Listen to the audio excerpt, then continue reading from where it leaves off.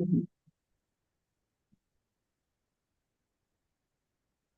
we start, sir? Yeah.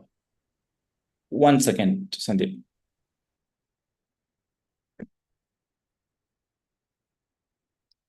Hello, doctors. Welcome to the next class. That is, we are going to do our parasitology 2. So now, once again, a little bit, I'm going to brief you about our Auricle 90 days university prof free final mastery. So here, you know already, we are going to discuss a lot of important things here.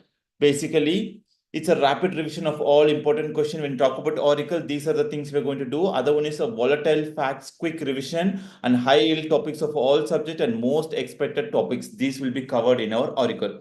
Okay, so it means it's beneficial for all the university prof exam and next exams and also FMG exams also. Okay, so if you want to use a code, you can use my Dr. Santhosh Rajan, my name 20 for discount and subscription. Okay, so it's in parasitology 2. Today's question, these are the questions we're going to talk. We're going to talk about platyhelminth. This is long questions, short questions.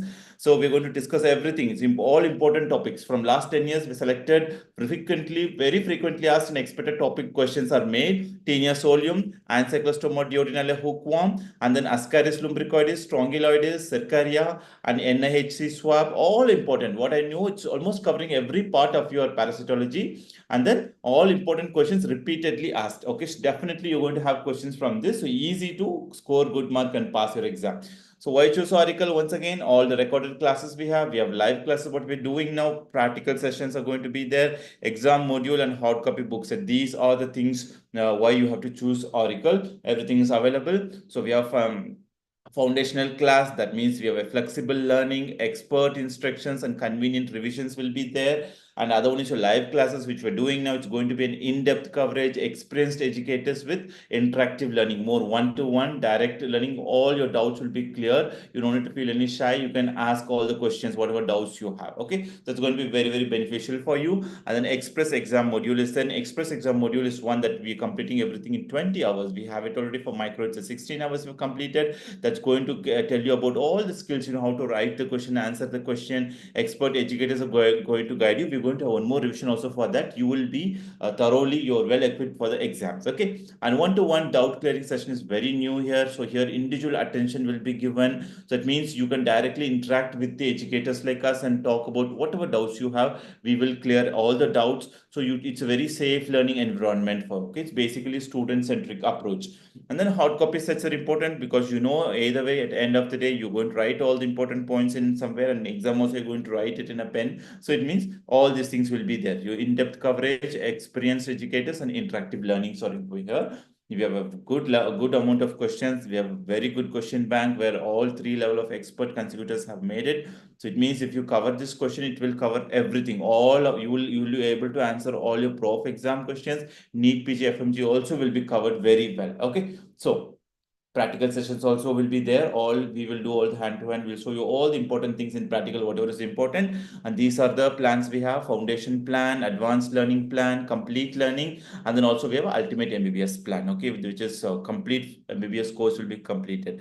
And accordingly, we have complete learning plan. All have their own positives and benefits. You can go through it and choose the right plan for you. And if you want a discount, you can use this Dr. Santhosh Rajan Jan 20 code is the exact code for your discount and a subscription. Okay, so okay, now we're going to start the question. So parasitology 2, the first question you can see, classify the platyhelminthes. Classify the platyhelminthes. First itself, classify the platyhelminthes and enumerate the cestoid parasites. Okay, cestoid parasites. And they ask morphology, life cycle, complications of Taenia solium. Okay, expected questions, a long question. Okay, first of all, platyhelminthes. When you talk about the platyhelminthes,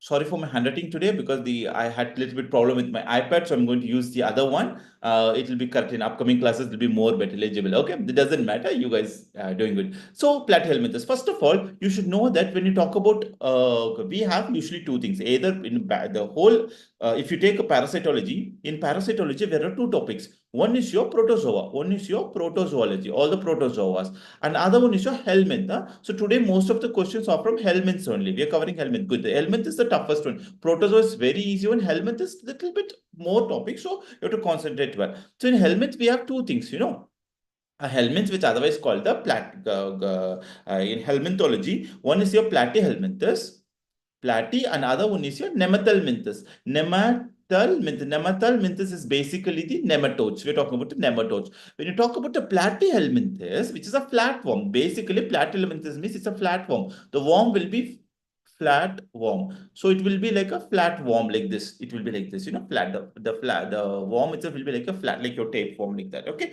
So it's a basically that. So now this is clear to two things. One is your cestode, and other one is your cestode and trematodes.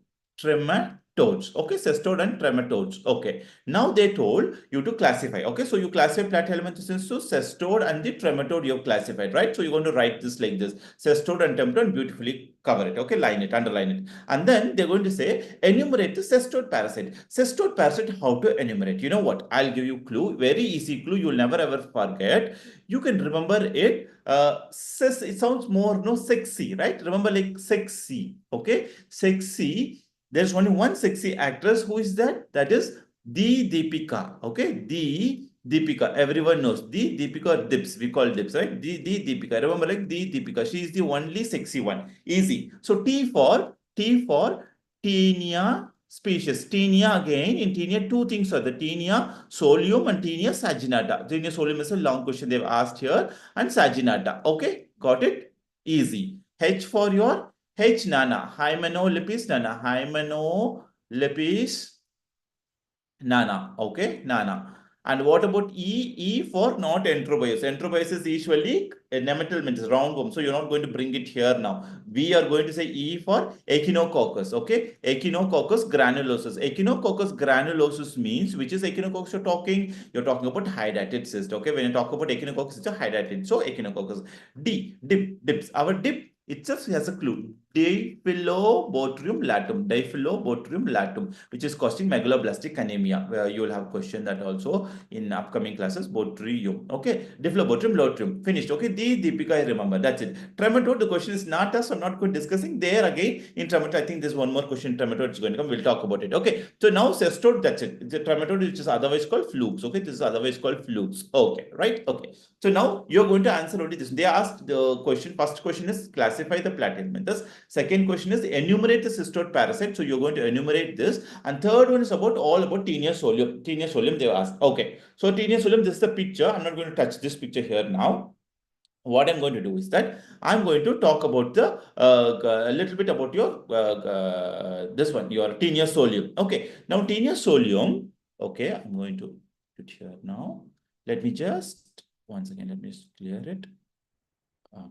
Yes. Okay. Okay. Now I'm going to start again for the Taenia solium. Well, our topic is basically you have to talk about Taenia solium. So first, let's start with the main thing. We are going to always write about definite host and the intermediate host. When you talk about this thing, Taenia solium, you always any parasite you're going to write definite host and the intermediate host. Intermediate host.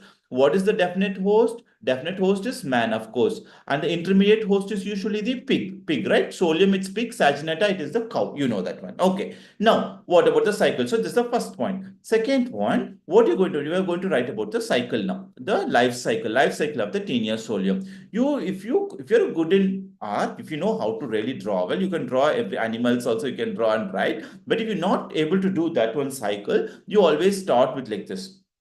Definite host, you said man. So man, which is the infective stage? The infective stage is usually normally for tenias. I'm writing cycle for teniasis. Okay, teniasis. We have intestinal teniasis. We have two cycles. No, this is first I'm writing for intestinal teniasis. Okay, and then we have cysticercosis. Now we'll go to this only. So the infective stage is usually the larva. Remember that larva is the for teniasis, it's the larva, okay, larva stage. And for cysticercosis, I will come. So now what happened? First infant stage is larva. Larva is ingested. Larva is in the, first of all, it is in the pork, right? The pig or in the pork meat. Pork meat, you will have the larva. So this is ingested by human, okay, fecal-oral route, oral. So in the human, it goes to where? In human, it goes to GIT tract, right? In human, GIT tract. In GIT tract, what happens? In GIT tract, this larva will develop into what? The larva will develop into adult worm, male worm, and it will develop into the male male, female, and male adult worms. Okay, adult worm. And what happened this adult worm? They after fertilization, they're going to lay the eggs. This eggs will be laid, and eggs what happen again? It releases the eggs again. What happen? Intaken by the pig. Pig will intake it. No, it will go inside the pig. It will intake, and inside pig what happen? It will develop into the larva. Again, that larva, what happened? We are in humans intaking, and you're getting this. So this phase in GIT phase, you'll get intestinal teniasis. Okay, teniasis. So here the clinical feature, this is a first cycle. Here the first cycle, the clinical feature is basically GIT symptom. GIT symptom, you can have usually diarrhea, mild diarrhea, and abdominal pain. Very common abdominal pain. Okay, nothing much abdominal pain. Finished. This much only. This is very, very simple for your intestinal teniasis. The first part. Okay, the first part in intestinal teniasis. This is the first part of the cycle, intestiniasis. Now we are going to the second part of the cycle, that is, which is the most important one, which is the complication, main complication. You know that the complication is because of which condition? It's because of neurocysticercosis. The main complication is that is called cysticercosis. I'm going to write it here. You call it as cysticercosis. Cysticercosis, the dangerous one which affects the brain, right? When it is cysticercosis, it can affect any part. Okay, first of all, let's okay, first write whatever. See, cysticercosis can happen in the brain.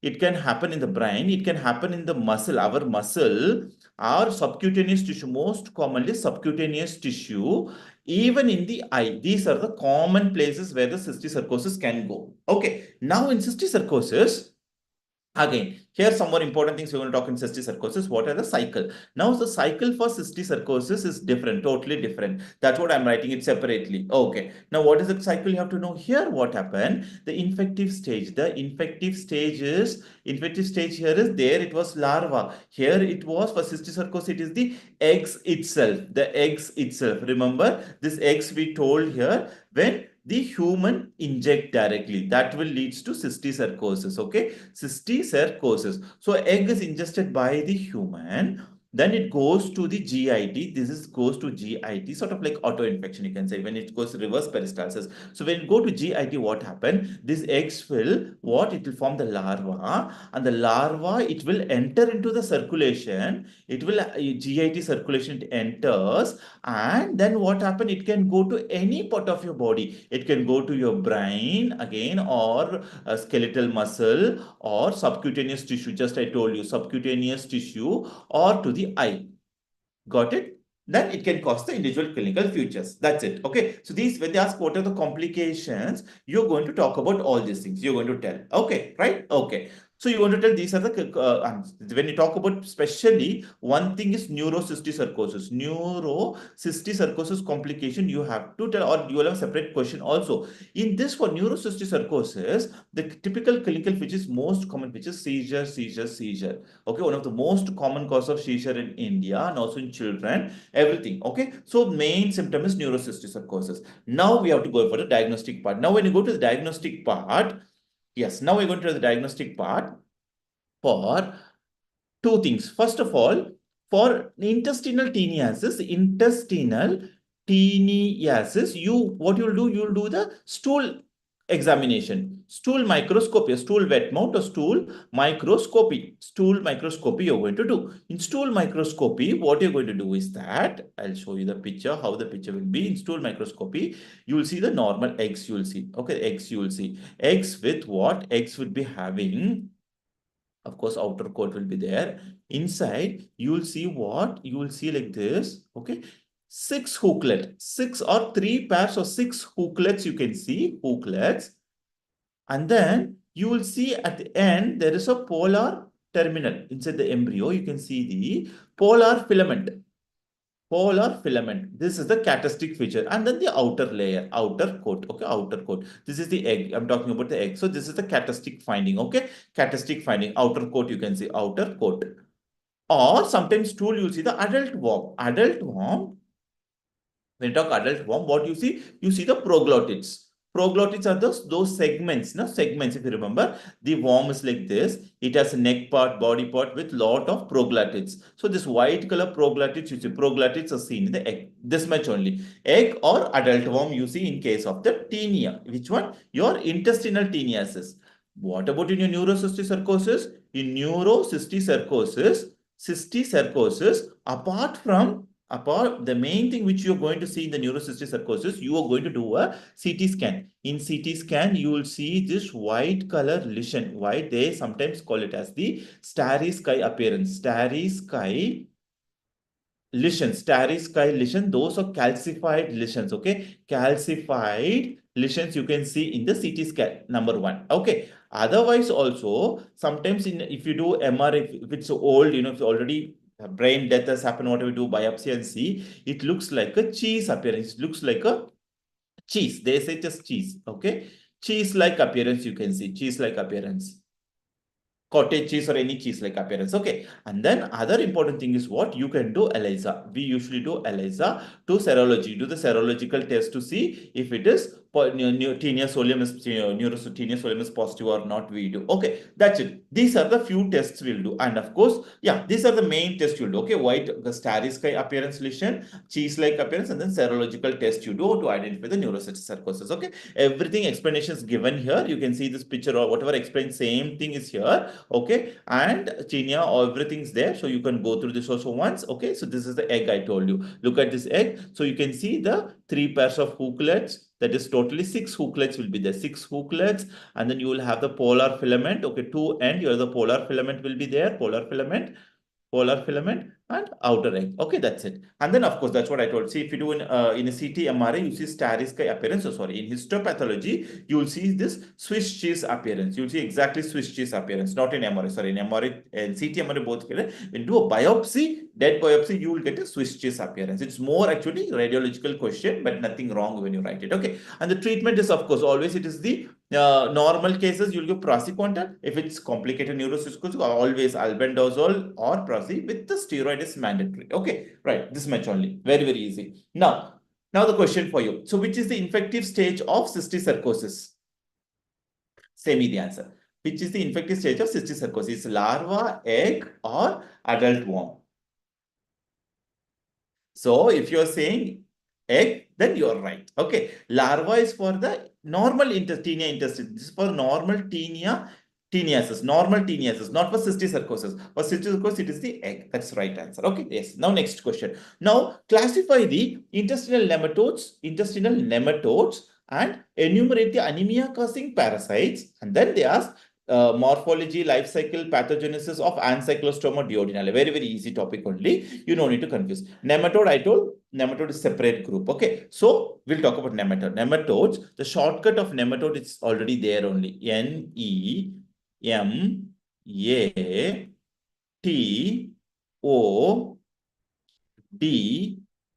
Okay, so one more Nematod, one more E, and yes. Okay, right. Okay. Now, what are these things? So these are the nematodes. The name itself is this, so it's very easy clue for you, so you don't have to break your brain. So N for Necator. See, when you say nematodes are the round worms. No, they look like exactly like this worm. You have seen a lot of round worms. You must have seen. Okay, it will be like this round worm. Okay, round worm, round nemat. Okay, so N for Necator americanus. E for Enterobius vermicularis. Enterobius. Okay, one E is enterobius. Another E is eye worm. When you talk eye worm, it is basically lower. We are talking about lower. Okay, eye worm. M for M, you make it like a W, na ulta. So if you make ulta, upper niche, then it will be Usteria bancroft, which causes elephantiasis. Okay, bancrofti, which causes elephantiasis. Okay. A for ancylostoma. T for, which one? T for, you have 2 T's. One is your trichinella spiralis, another spiralis, and another T is for trichuris trichuria. Trichinella spiralis, trichuria. Okay, and O for onchocerca. Onchocerca. Okay, wait, this is when one or two times you write yourself and see, automatically you'll remember everything. D for your dragonculosis. Dragonculosis, the guinea worm. Basically, that's the guinea worm, which is eradicated. We don't have anymore. Okay, which is eradicated in India. Yes, for strongyloides. Strongyloides. Okay, got it. That's it. So now, okay, we have finished everything. Yes. Okay, this much only. Okay, now next question. So I'm going to clear this one. Next question is enumerate the anemia. What are the anemia causing? So they generally asked any anemia causing parasite. The first anemia causing parasite always which should come in your mind is which one? Your hookworm. Hookworm. So when you talk about hookworm, which are the two things you would remember? Those are the nematodes. That is your mainly one is your Necator, Necator americanus, and another one is your ancylostoma. Ancylostoma. Okay, right? Okay. Hookworm and then Necator ancylostoma. Right. First one. Second one, the most common one again, frequent as is Diphyllobothrium latum. Diphyllobothrium latum. Okay, Diphyllobothrium. So Diphyllobothrium, see, this one causes iron deficiency anemia. IDA, iron deficiency anemia, where your Diphyllobothrium causes megaloblastic anemia. Megaloblastic anemia. Remember this, okay? Megaloblastic anemia, okay? Hookworm, Diphyllobothrium latum. Now, next one, hookworm, Diphyllobothrium, megaloblastic anemia. Now, what else we have? IDA. So, IDA, Diphyllobothrium latum, megaloblastic anemia, and what else anemia causing? Even your Entamoeba histolytica. Entamoeba histolytica, it causes dysentery, no? So, dysentery means blood will go away, so it can cause anemia. Even Giardia. Giardia causes small absorption, so that also causes. So, these are the common ones to remember. Okay, at least these two, first two you should write, and these two. One more you can write trichuris trichuri also, if you want, you can write, not a problem. But at least these things you should write. Okay, fine. That's all. Okay, now, next one. Now they told about to write the clinical life cycle pathogenesis and cyclostoma duodenale. You should know this one, very important. So as we told, they asked only for ancylostoma duodenale, or it is Necator americanus, all very close to each other, right? So now ancylostoma duodenale, ancylostoma. First of all, this is a hookworm. Ancylostoma is basically a hookworm. So here there is only one host. No, there's only one host. That is, the man is the main host here. Man is the only host. At least for ancylostoma, you don't have any intermediate. So only host man. So it becomes very easy for us. Now, what is the route of entry? What is the route? Is it a fecal-oral route? No, because we spoke that day through skin penetration, skin penetration, any penetration, not oral penetration. I told, remember my name, Sandy, right? My name is Santhosh, Sandy. So S-A-N, S for strongyloides, A for ancylostoma. So it is penetrating the skin. So which is penetrating the skin? Filariform larva. Filariform larva. Okay, filariform larva. It is penetrating the foot. You remember F for foot. It is penetrating the foot, okay, especially L3 stage, okay, foot. And after entering into the foot, definitely where it goes, it will go to the circulation veins. It will invade the veins, and then definitely it will go to your heart. And heart means then again it will go to the lungs, and then lungs may during the coughing, up coughing, okay, up coughing or whatever, it goes to pharynx, and from pharynx it will go to where? Automatically to your GIT. GIT will come to the GIT tract. Yeah, GIT tract. Now in GIT tract, what happened? It will develop into, of course, you will have the male and female worm, male and female adult worm, and they will again lay, male and female adult worm will be there, and then this will lay what? This will lay the, when the worms fuse together, of course, you're going to have the eggs, no? Eggs will be there. Then what happened? Again, that eggs will lay the which larva? So when eggs is coming out, eggs is released. The eggs is inside the egg. You have what form? Egg is inside egg. We have the rhabdiform larva. Exactly. You have rhabdiform larva. Okay, rhabdiform larva, which will again develop into filariform larva. Okay, which will develop again into the, it goes to filariform larva, and it will continue. Very, very simple. Okay. Filariform, foot, vein, then heart, lung, pharynx, GIT. GIT, it goes male and female worm, and eggs will be formed. Okay. So now clinical features based on that only. So what are the clinical features? So when it is entering the food, it causes what? Cutaneous larva migrans. It causes cutaneous larva migrans. Simple, right? Cutaneous larva migrans. When it goes to the lung, lung, it causes low-flux pneumonia. Low-flux pneumonia, pneumonitis, whatever, okay, pneumonitis. So basically the patient will have symptoms of cough with sputum, etc., right? Cough with sputum, etc. symptoms will be there. And when it's affecting the GIT, it will cause bleeding. So when it causes bleeding, you will have what? Iron deficiency anemia. Iron deficiency anemia. Very, very, very simple. See, three important organ, three important disease. That much only. So this is basically you have covered your cycle, pathogenicity, clinical feature, everything is covered. Okay, clinical cycle and the clinical, everything is covered. So now when you go to a laboratory diagnosis, so this is the basically cycle and clinical feature, only three clinical features, okay? Cutaneous larval Michael in the skin, low-flux pneumonitis in the lung, and iron deficiency anemia. Done, right? Okay. Now we are going to talk about the egg. How does the egg look? How does the egg looks? So in hookworm eggs, both for Necator, because hookworm means it includes Ancylostoma and also the Necator. Both were jointly called as hookworm. Everything is same. Clinical feature is same. So egg would be like a hexacanth embryo, right? Like this. You have the embryo inside with the clear space outside. So it looks like this. Okay, we call it as hexacanth embryo. Just embryo, okay, with a transparent layer surrounding. There is a transparent layer, will be the transparent layer. The picture is there, okay? I'll show you. Look at this picture. So everything is written, answers written for you. You can go through it. So this is the picture. See, finally, there's a picture like this. This will be the hexacanth embryo. This is your typical, which one? Your hookworm.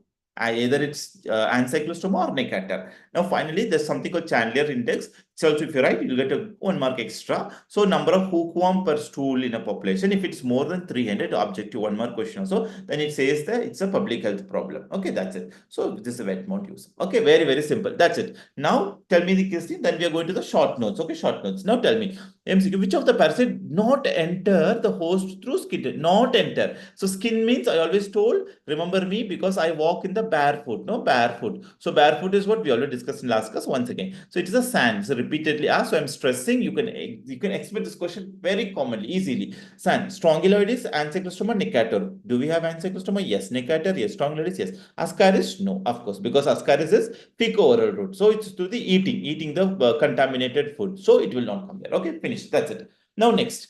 Ascaris, this now all are short notes. Ascaris lumbrical roundworm, describe the life cycle, pathogenesis, and laboratory diagnosis. Okay, very simple. Roundworm, the name Ascaris means itself, generally we call this a roundworm, nematodes.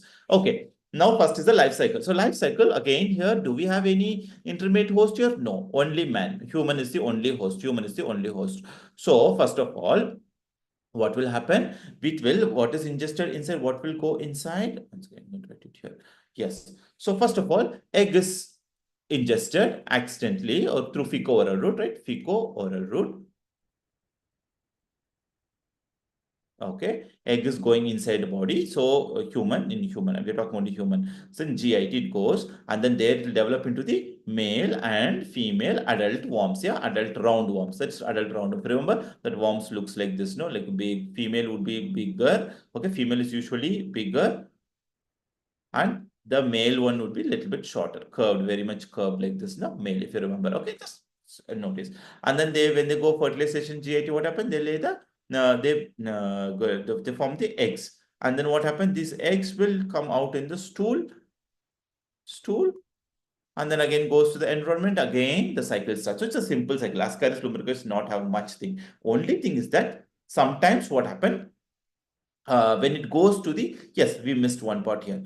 It goes through this one way. Another way, what happened when this eggs again, it can go where it can go through the circulation, portal circulation, or the normal blood cell can go through the portal circulation.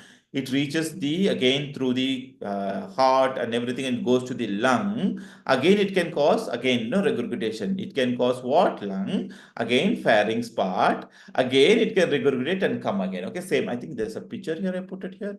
Where it is not here. Okay, fine. Doesn't matter. Okay, so it goes and forms. So this is the typical clinical feature. Okay, now the symptoms are very easy because I already told. First of all, in GIT, when it goes GIT, remember this is a very huge worm. It's also called giant worm. Ascaris is also called giant worm. So because of Ascaris giant worm, in clinical future, what are the symptoms you're going to see? Obstruction. Usually, you will have intestinal obstruction. Okay, commonly caused by this one, because you see this much big worm, no, so they will obstruct it. So you have intestinal obstruction, that is into susception. Okay, these are the common ones. You will see intestinal obstruction, into susception, even appendicitis. Okay, commonly seen clinical feature. Okay, that's it in your GIT. This is in your GIT. Now I told it can also go to your lungs through the portal circulation. It enters through the lungs. Again, when it go to the lungs, what are the clinical feature you're going to expect? Same, low-Fuller syndrome. Again, the low-Fuller syndrome will come. Not only in that, here also you'll have a low-Fuller syndrome, low-Fuller pneumonitis, cough, sputum symptom, cough, sputum, all the symptoms will be there. So these are the typical features of your this thing. Okay, so human host, this is the thing. So okay, GIT, interception, appendicitis, everything will be there. That's it. Okay, now this is the main thing. So now what about a lab diagnosis? When you want to do lab diagnosis, Ascaris roundworm, you will look for the eggs. That is very important because you will have two types of egg. One is your fertilized, other one is your unfertilized.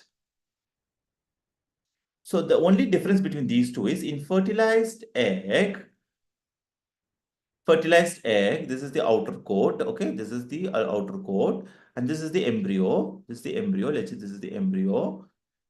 What you will see something. What is this called? There is a space. No, the space. This you see the crescentic space is seen. The space, crescent shaped space is seen positive. Okay, space is positive. Unfertilized egg, no. You will see just the embryo, just lobulated embryo like this. You will see there is no space. No space. Okay, that's what is unfertilized will not float. Fertilized egg will float. Okay, so like this. So this is the thing. So good picture is behind. So but you have to draw also. You're drawing it like this, and always make sure in fertilized egg you're going to show some space. In unfertilized you will not show this one. That is very important point. Okay, so this is important here too. So exactly like this. See, in fertilized egg you have the space. Crescentic space is there. Space plus. But here in this one, you don't have the space. In this one, is completely covered. There is no nothing. Okay. So same thing, whatever I've told, it's mentioned here. Okay. Same thing. Now it is strongyloides. Strongyloides is also very easy. We just spoke. I told SAN, it comes under SAN criteria. SAN means it enters penetrate through what? The skin, through skin penetration, right? So again, same thing here, nothing much. Little bit difference is there here. We'll tell what. So same thing, first only human is there, right? So now first, which larva is entering? Same like ancylostoma, you're going to say what? You're going to say filariform larva. Filariform larva, L3, just filariform larva, so it's fine, okay? It enters through the skin, through the foot, foot skin, okay, F for F. And after going to the foot skin, it enters to the veins. And then to the veins, of course, it will go to heart and then lungs. And of course, it goes to your pharynx, and then pharynx to GIT, right? GIT. In GIT, you remember strongyloid is one special feature. There is, though the in intestine, you will always see only female worm. There is no male worm. Female adult worm you will see. Female adult worm. Only female adult worm. This is one of the thing where you no need male worm for fertilization. Directly it will give the eggs. Okay, eggs, but that also there is one thing. One is a female, only female adult worm. Okay, only female adult worm for strongyloides. And then this female adult worm, what it will do, it will lay the egg, but that immediately hatches out, it hatches out as rhabdidiform larva. Okay, and this rhabdidiform larva is the one you will see in the stool. Okay, in the stool. And in stool, again, what happened? The rhabdidiform larva will develop into the filariform larva and the cycle continues. But very important, two important features for strongyloides. Because why there is female directly lays and then this comes out, it is called parthenogenesis. Parthenogenesis. Parthenogenesis is one more question. Parthenogenesis, you don't need any male partner. You directly female will lay the eggs, but that egg also immediately it hatches into rhabdiform larva. Okay, that's what it's very ovoviviparous. You can say ovoviviparous. Okay, this is basically parthenogenesis. Okay, got it? Nice. Now, symptoms. So first of all, skin. So because it's going to the skin, it causes cutaneous clinical feature. It causes cutaneous larva migrants. So you can see skin eruption. It's also called skin itch, skin eruption, skin itch, skin eruption they call. Okay, it's basically you see the skin eruption in the leg part, wherever it's penetrating, number one, right?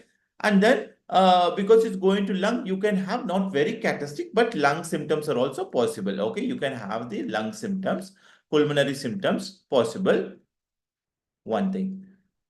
And of course, it's affecting your GIT. So GIT symptoms are also not very classic, but GIT symptoms are also like you can have diarrhea, abdominal pain. Okay, common symptoms, very, very common symptoms only you can see, right?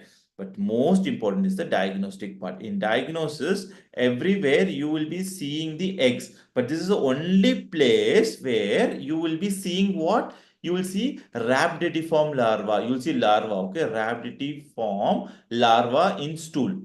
If you see this, this is definitely strongyloides, because in other cases you will be seeing the eggs, but only in this place you will be seeing a rhabdiform larva. Strong.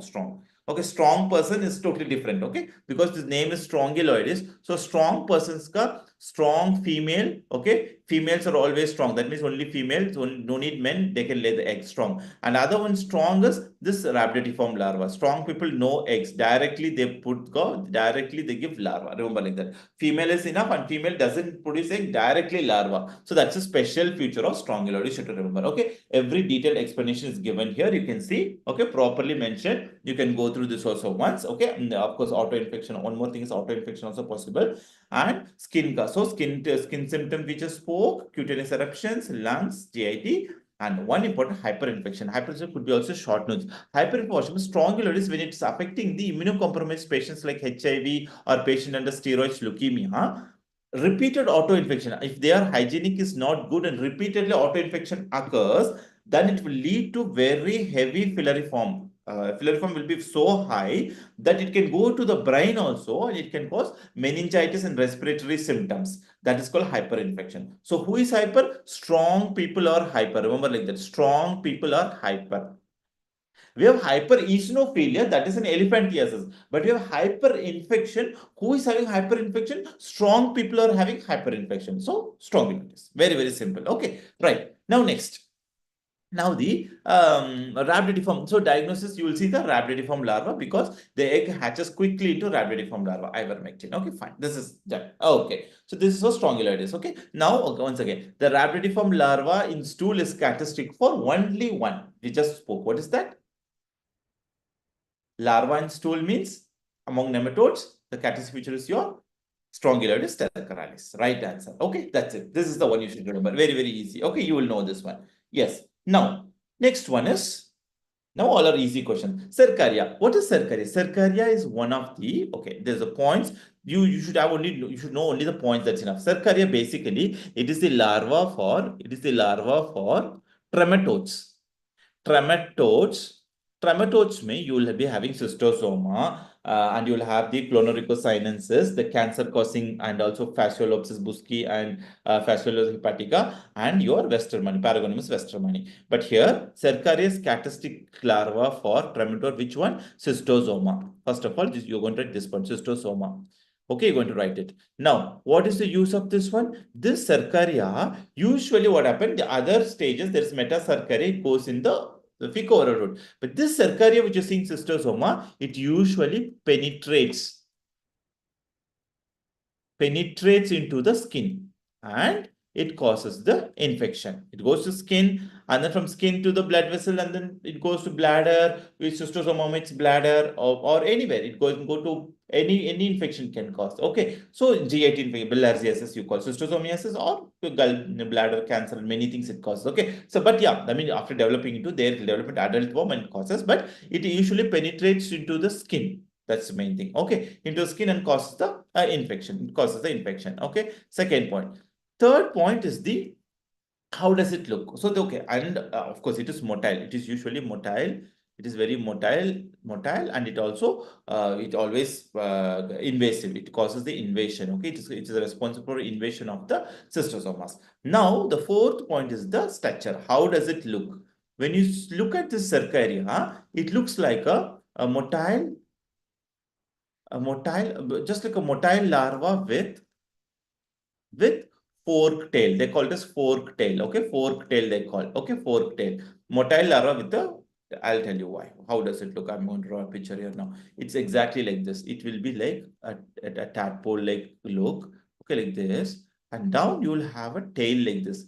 Tailed fork. That's what we call it. It's like a tailed fork. Okay. And here this is the tail which is looking like a fork. Here in upper part they will be having suckers. There is two suckers, anterior and posterior suckers. This is the reason how it penetrates into the skin. Cystosomas, one more apart, I told Sandy, right? My name for barefoot, anything, the parasite which enters through penetration. So one is strong legs, another is a cystosoma. So which stage is the cercaria? Okay, yes, sir, this everything sounds same, sir, cis. Okay, it's very similar. So to the suckers and through a lot of ducts here, we have a lot of ducts and glands. We have a lot of ducts and glands. Through this only what happened, through this only it enters. Okay, through this only it is enters. So tail end. So anterior and posterior suckers are there. Through this it enters and it causes the infection. This you have to remember. Okay, this is the cercaria. So again, more clear picture is given here. Also you can see everything is mentioned here. Trematode, parasite cystosoma. It exists only in, yeah, one more thing is it lives only in the fresh water and it circulates between snail and human. It usually goes through snail and then immediately it penetrates the skin, goes into the human. Okay, that's it. This is the cercaria. That if you write, at least if you mention cystosoma and mention the shape, it's good enough to get good marks for this question. Okay, right. Now, next one about the life cycle of Enterobius vermiculus. Very, very easy. Almost we are coming to, we have only two more questions. So we're going to finish it very easily. So Enterobius vermiculus. First of all, Enterobius vermicularis. Otherwise, it's also called, that is called threadworm. Some people call it as thread is a bit confused in many places. So you always remember only pinworm. Pinworm is the most commonly asked. Okay, pinworm, smallest one, is the tiniest one, no, which we have paid cause perineal itching. Most of us we had in a childhood. Pinworm or otherwise called a seatworm. Pinworm or seatworm is the right word to use. Okay, fine. Now the life cycle. How it happens? First of all, so only human. So only human will be there because this is a single host. No? Human is the only host here, Enterobius. So now what happened? First of all, the eggs, either by auto-infection or any route, egg is the main thing that is entering into the gut, GIT. So when it goes into the gut, especially the large intestine, cecum, I don't know why, they like cecum so much. Here what happened? It develops into the male and female worms. And of course, they fertilize also here. They fertilize. And after fertilizing, very characteristic, the female worm, the one fertilized female worm, it goes to the perianal area. It goes to the goes to the anal, but to the perianal area. And then what happened there? It lays the egg. It lays the eggs. It lays all the eggs. Okay. And that eggs only, what happened? Either the child by scratching, touching, auto-infection, again it goes to the auto-infection and it go JT, or to the stool, it must have gone to the soil, environment, etc. And fecal route, it can come. Both the things are possible. Okay, so auto-infection is possible here also. So very simple. Main thing, remember, in cecum only adult and male forms are developed and fertilization happens. But in perianal area, you will be having the itching. Okay. So now what is the classic clinical feature? So then now you can already, So this is happening. So because it is going to the perianal area, so the main clinical feature here would be what? It will cause nocturnal, and it's common in children, most common in children. Okay. First point is common in children. Second point, it causes nocturnal perianal itching, right? It causes perianal itching. So for that, how to diagnose, how to do the diagnostic part? You have to take a swab from, not the stool. Stool, you will not say anything. You have to do a perianal the special swab is called NIH swab. We'll discuss now. There's a question, short question also in NIH swab. With the NIH swab, you have to roll that perianal area. Okay, you have to take the perianal area. You take the swab. Okay, perianal area swab. You take, roll it and take it and do the microscopy and see. You will be seeing the eggs. So how does this egg look? It will look a plano-convex like this. Plano-convex. It looks like this plano, somewhat it looks like a D shape, no D shape. Okay, so it will be like the larva will be inside, the larva will be inside. You should draw this picture also. So plano, exactly the name is plano convex egg. Or if you forgot also, remember the child whenever he gets this nighttime period itching, when his sister is sleeping next to the thing, it will say what? Didi, Didi in Hindi, Didi means sister. So it will call it sister. Didi, or Dada. Because of the itching, it will say Didi or Dada, whatever. Okay. So D shape, plano-convex. Okay. You should write D shape, plano-convex is the right word. It is a many times repeated question. Okay. Very simple. So pinworm, seedworm is usually one which is causing perianal itching. So every note is given and this is exactly, see how it looks like this only. So you use an NaH swab or scotch tape of the perianal and you identify it. Okay, right. Now next one. What is an NaH swab? NaH swab, the name is of this National Institute Health of NaH swab. The first thing when you ask, you have to draw the picture of this swab. This basically, first of all, this one, the NaH swab consists of a test tube. Okay, first point is the test tube and a rubber here, tight rubber. Okay, here is a rubber holder and this is a test tube. Now what happened? Inside this test tube, you are going to put something. You're going to put what? You will have a rod. Okay, you will have a rod, glass rod. Okay, this is basically a glass rod. At end of the glass rod, this is a glass rod. What I've done is in the end of the glass rod, here this part down, they have covered it with the tape. Here there is a cello tape. It's basically a cello tape fixed with a band. A rubber band is there. Okay, a band is fixed so that it properly stands. A cello tape is there. This much only. Okay. Now what happened with this? This is the exactly picture of this NIH swab. So when you go to the patient, you take this swab, this inside wala. So now this become like a swab. So you take this with the rubber, it's fixed properly. So you take it out and the child in the perianal region. So this is the anal and then this is the, let's say like this. So here it's in here this Enterobase vermicularis eggs would be here. So now what happened? You take this, you roll it over it. Okay, you roll with this tube, you roll around the entire part, you roll around the perianal region, and then close it and send it to a microbiology lab. Now, when you give it to us, what happened? We will take the band out and then whatever the band here, we'll remove the band and the cello tape, what we'll do, we'll fix it on the slide. We'll fix it on the slide. Whatever that cello tape is there with the enterobase, you put it on a slide and then we'll see in the microscope. When you see under the microscope, sometimes you will see adult form, but very rare. Usually adult form is seen in stool. Okay. But microscopy, you will see exactly what? You will see this D-shaped or that is the plano-convex eggs. Plano-convex egg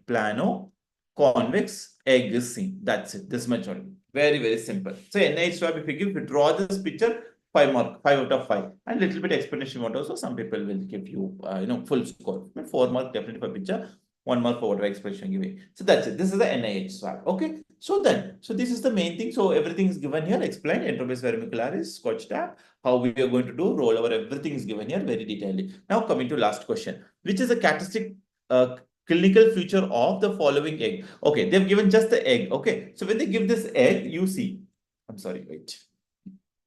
You saw the egg. So this egg is looking like a plano-convex. So it is a Enterobase vermicularis. No, Enterobase vermicularis. So if it's Enterobase vermicularis, the characteristic clinical feature is what? Is it iron deficiency anemia, megaloblastic, perianal itching, steatorrhea? You guess? Iron deficiency anemia is for hookworms.